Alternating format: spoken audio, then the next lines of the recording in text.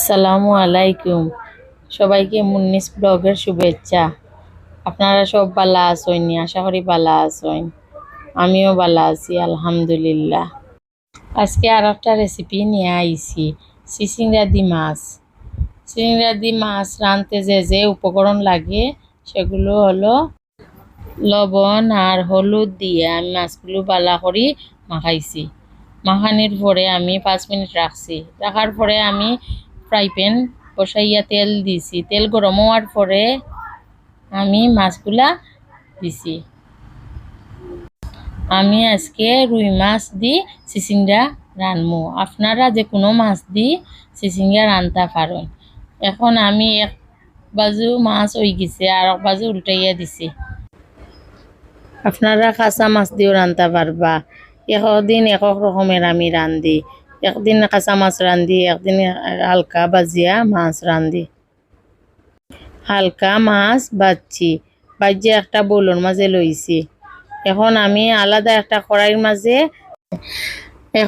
একটা কড়াই বয়াইছি। কড়াই বালা করে গরম হওয়ার পরে যে তেলও আমি মাছ বাজছি ও তেল ওগুলো কড়াইয়ের মাঝে দিছি। এখন আমি পেঁয়াজ বাটা দিছি। দিয়া বালা করে পেঁয়াজরে আমি বাজছি। পেঁয়াজ ওগুন ব্রাউন কালার হওয়ার পরে আমি রসুন বাটা দিছি। রসুন বাটা দিয়ে আমি বালা করি অনেক পেঁয়াজ আর রসুন বালা মতে আমি বাজছি। বাজার পরে আমি একটু স্বাদ মতো আমি লবণ দিছি। এখন পরিমাণ মতো আমি হলুদ দিয়েছি। পরিমাণ মতো আমি মরিচ দিছি।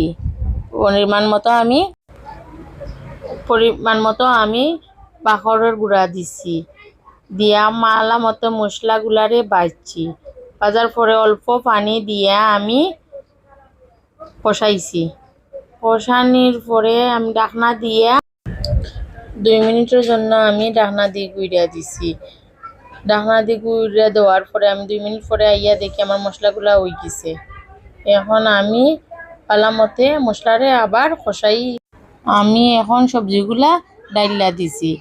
ডালার বালা মতে আমি সবজিগুলা মশলার মাঝে লাড়াচাড়া করছি। লাড়ার পরে আমি একটা ঢাকনা দিয়ে সবজিগুলারে গুঁড়া দিছি। সবজির পানি দিয়ে আমি কষাইছি। বালা মতো কষানির পরে আমি পানি দিছি। দেওয়ার বাদে আরও 5 মিনিট আমি চুলার আঁচ কমাইয়া ঢাকনা দিয়ে গুঁড়া রাখছি। এখন আমি ভাজা মাছগুলা সবজির মাঝে দিছি। দিয়া বালা মতে আমি লাড়াচাড়া করছি। লাড়াচাড়া করার পরে আমি আবার ঢাকনা দিয়ে গুঁড়া দিছি।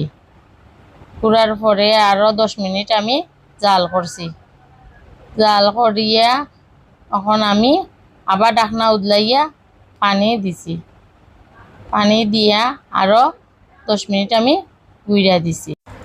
পালাটিকে উতরানির পরে আমি ধনিয়া পাতা কাঁচামরিচ দিছি। দিয়া আরও 5 মিনিটের লাগে আমি চুলার আঁচ কমাইয়া রাখছি। পালা মতো লাড়াচাড়া করিয়া আমি আরও 5 মিনিটের লাগি ঢাকনা দিয়া গুঁড়া রাখছি। এখন আমার রেসিপি হয়ে গেছে। এখন পরিবেশনের জন্য আমি একটা বাটির মাঝে লইছি। আমি নতুন আইছি। আপনারা যদি আমার রেসিপি ভালো লাগে লাইক কমেন্ট শেয়ার করবেন, আমার পাশে থাকবেন। আসসালামু আলাইকুম, আল্লাহ হাফিজ।